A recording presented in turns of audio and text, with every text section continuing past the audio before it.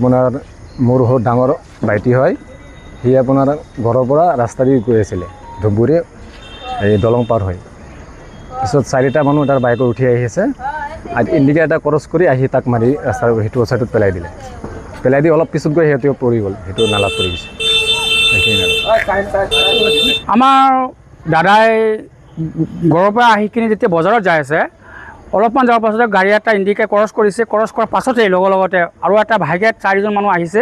আহি কিনে এনেকৈ কৰি যাই কিনে ভাইটিৰ লগত লগাই দিছিল, লগাই কিনে পেলাই দিলে আগলাত। অলপমান যাই কিনে আকৌ 4টা যিটো বাইক আছিল, বাইকটো নিজে পৰি গ'ল।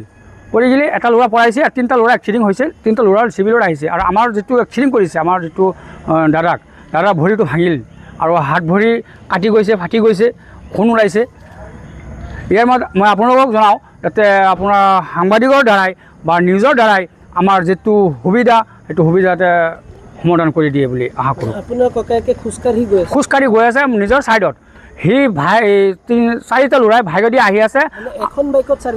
এখন বাইকত 4জন আহি আছে। থকা অৱস্থাতেই মোৰ দাদাইটো ছাইডেদি যাই আছে। অলপমান কাৰ এটা ক্ৰছ কৰিছে। ক্ৰছ কৰাৰ পাছত আকৌ সি ইয়াতে এনেকৈ মাৰি কিনি দাদা ভৰিত মাৰি দিলে। মাৰি কিনি দাদা এক চাইড পৰিল, মোবাইলটো এলেকা পৰি কিনি ভৰিটো বিলকুল ভাঙিল আৰু হাত ভৰিত খুন ওলাইছে, ফাটি গৈছে। সেইটো কি ক'ম আৰু আপোনালোকে নিজে বিবেচনা কৰক। এটা ভাইক যদি 4টা যায় আৰু 13 বছৰ 12 বছৰ ল'ৰাবিলাকে, আমালোকে কি কৰিম এতিয়ালৈকে? বাইকত থকা কেইটা জখম হৈছে?